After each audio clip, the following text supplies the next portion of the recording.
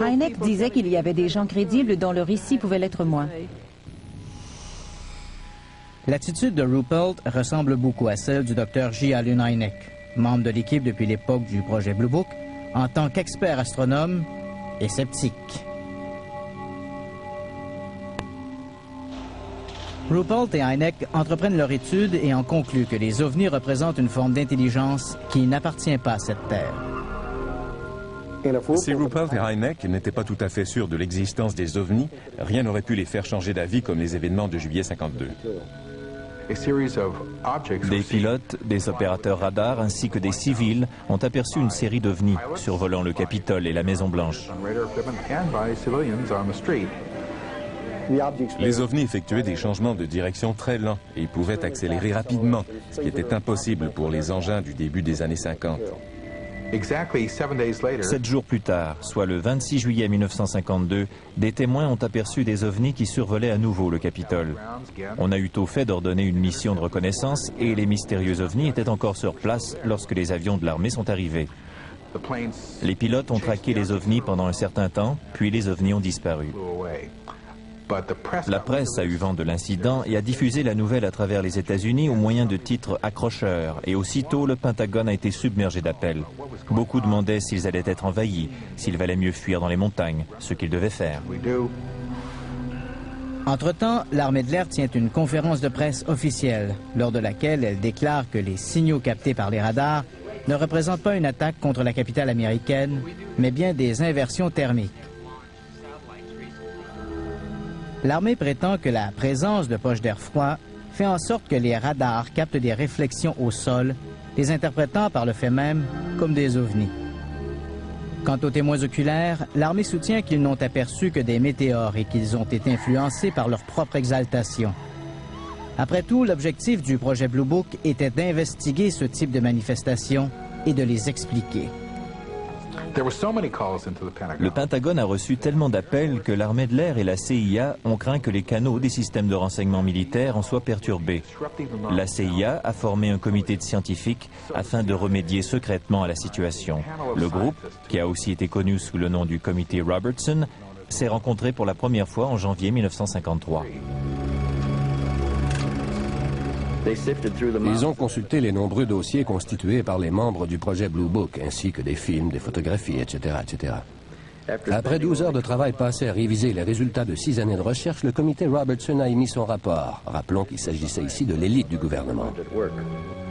Après la pause, le gouvernement américain publie un décret officiel quant à l'enjeu que représentent les ovnis. Si l'armée met sur pied des projets comme Sign, Grudge ou Blue Book afin d'expliquer le phénomène des ovnis, pourquoi la CIA mène-t-elle aussi sa propre étude sur le sujet? Le projet Blue Book n'était qu'une façade en matière de relations publiques. Il n'a jamais été un programme sérieux d'investigation mis sur pied pour découvrir la vérité. Le gouvernement semblait simplement vouloir découvrir si les ovnis étaient ou non des missiles soviétiques. Si le phénomène des ovnis était réel, n'était-ce pas là l'occasion rêvée pour les soviétiques de l'utiliser contre les États-Unis? 5 scientifiques réputés ont étudié le sujet et ont tiré des conclusions d'une importance capitale. Tout d'abord, selon eux, les ovnis ne provenaient pas d'une planète éloignée. Autrement dit, les scientifiques ne comprenaient pas les preuves que d'autres avaient avancées quant à l'aspect extraterrestre du phénomène. Ils se sont toutefois mis d'accord sur le fait que les rapports, et non les ovnis eux-mêmes, constituaient une menace à la sécurité nationale. Le groupe de scientifiques a alors mis sur pied un programme systématique de tromperie, de mystification et de désinformation. On peut encore sentir les effets de ce programme. Ces scientifiques n'ont jamais tenté d'expliquer le phénomène des ovnis. Ils ont seulement enseigné aux gens que les soucoupes volantes n'existaient pas. Par conséquent, le comité Robertson a ordonné à l'armée de ne plus étudier le phénomène extraterrestre et de ne plus tenter de percer le mystère des ovnis, mais bien de réduire le nombre de rapports sur le sujet au maximum, ce qui, d'après eux, allait éliminer la menace qui pesait contre la sécurité nationale. La population a reproché à l'armée de l'air de mal faire son travail, ce qui a provoqué des tensions au niveau des relations publiques. C'est ainsi que l'armée de l'air a perdu tout intérêt pour le projet Blue Book et y a mis fin officiellement en décembre 1969. Mais des ovnistes ont mis la main sur des documents qui prouvaient tout le contraire. Et en vertu de ces documents, l'armée de l'air, l'armée, la CIA, l'Agence de sécurité nationale et beaucoup d'autres branches du gouvernement gardent toujours un œil sur la situation. Le peuple américain ne bénéficie pas vraiment de la loi sur la liberté d'accès à l'information. En effet, le National Security Act, qui a été émis vers la fin de la Seconde Guerre mondiale, soit au début de la guerre froide, stipule très clairement que toute information pouvant constituer une menace à la sécurité nationale des États-Unis ne peut être diffusée.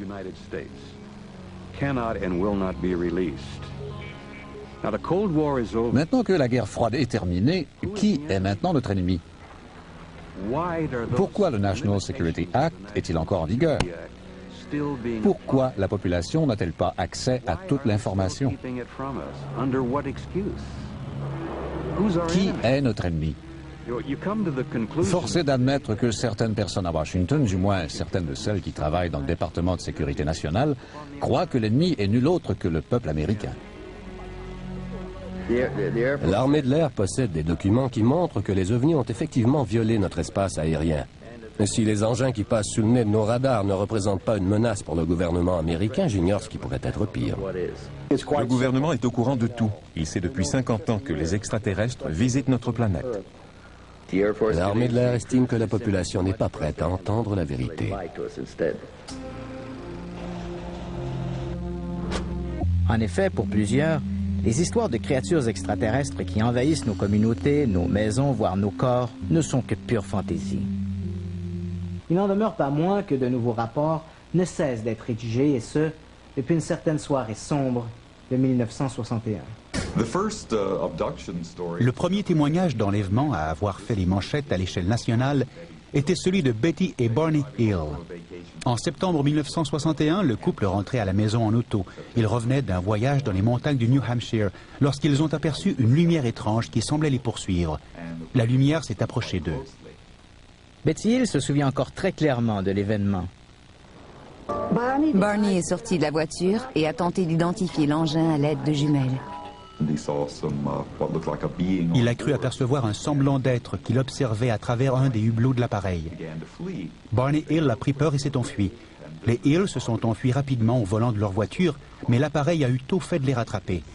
Betty et Barney ont alors entendu un signal sonore et ont quitté la route principale, comme s'ils étaient attirés par une force étrange. Ils ont dû stopper leur véhicule, car plusieurs individus à l'aspect singulier leur barraient la route. Les Hills sont sortis de la voiture et ont suivi ces étranges petits êtres pour les accompagner à bord de leur vaisseau spatial.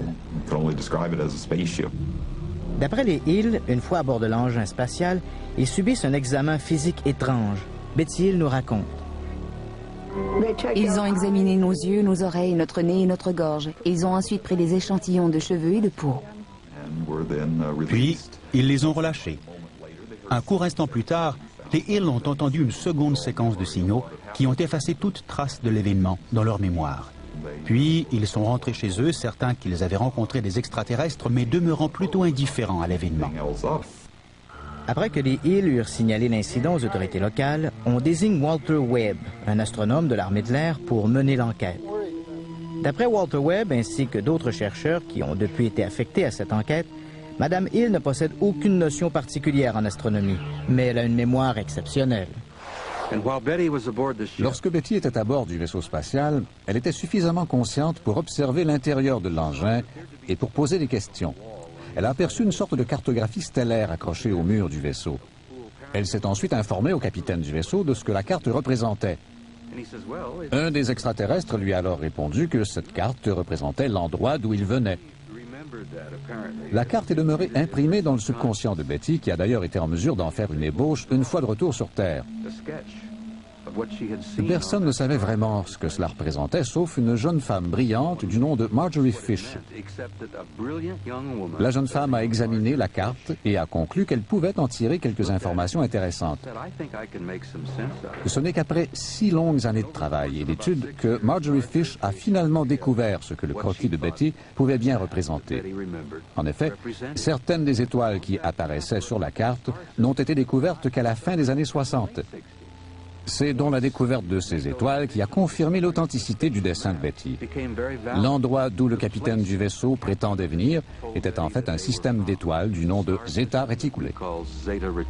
Si la représentation graphique qu'elle a faite de l'emplacement de certaines étoiles s'avère exacte, cela pourrait confirmer son enlèvement.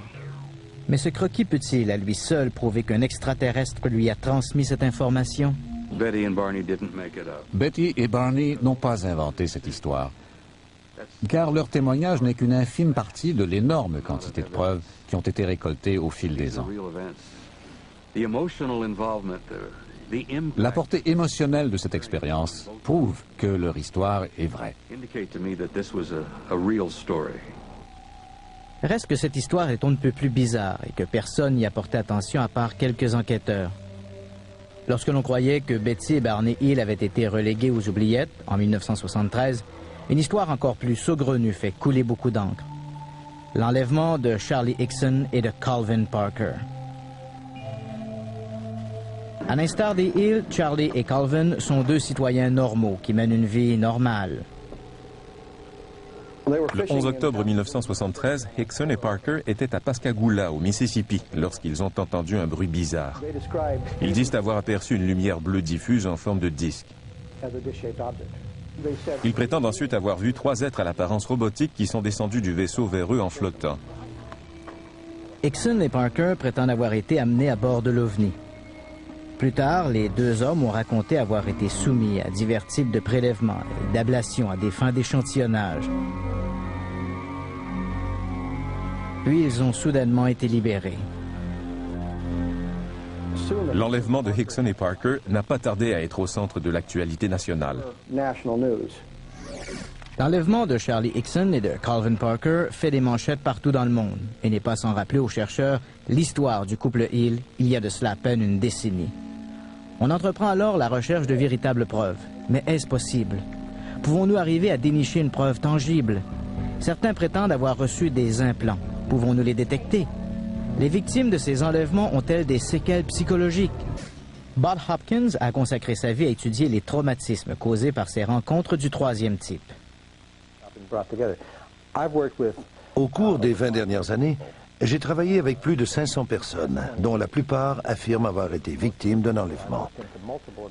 De nombreuses marques apparaissent sur le corps des victimes après leur enlèvement. La victime peut par exemple décrire l'expérience que les ovnis ont tenté sur sa cuisse, et si vous vérifiez, vous trouverez une marque ou une cicatrice à l'endroit correspondant. Le Dr David Jacobs est professeur à l'Université Temple et auteur de nombreux ouvrages traitant des enlèvements par les extraterrestres. Il croit que les preuves physiques sont bien réelles. Les cicatrices qui se forment en l'espace de quelques heures, soit le temps de l'enlèvement, sont très difficiles à concevoir sur le plan physiologique. Mais c'est pourtant ce qui se produit. Les cicatrices peuvent apparaître à la suite d'incidents divers. Mais que dire de l'étrange phénomène des implants? Serait-ce là la preuve tangible tant recherchée par les scientifiques? J'estime que la majorité des victimes ont un implant quelconque. Certains se souviennent par exemple qu'un instrument a été introduit dans le haut de leur nez. Ils pouvaient même sentir et entendre un genre de craquement. L'instrument monte dans leur nez, à travers le cartilage, et dépose un genre de petite balle près du nerf optique ou de l'hypophyse. La même chose peut se produire dans les oreilles. Je pouvais sentir qu'on éloignait mon oreille le plus loin possible de ma tête et qu'on y introduisait un instrument. Le lendemain, les gens constatent que leur oreiller est maculé de sang. Une fillette de 9 ans, dont la famille entière était témoin de ce genre de manifestation, était allée passer la nuit chez une copine. Le lendemain, elle avait le souvenir d'avoir été observée par un étrange visage. Elle avait aussi une longue balafre sur la joue. La fillette a reçu 18 points de suture et le médecin a conclu que cette coupure avait été faite au moyen d'un scalpel. L'incision était d'une profondeur importante et uniforme. Étrangement, la fillette n'avait aucun souvenir de l'incident. Elle ne s'est jamais réveillée. Le lendemain, elle avait le visage tailladé et plusieurs souvenirs étranges. Je crois que dans ce cas-ci, les preuves physiques sont nombreuses. Les victimes manquent bel et bien à l'appel lors de leur enlèvement. Ce qui est logique, car elles sont à bord du vaisseau. Elles sont physiquement absentes et tout le monde les cherche.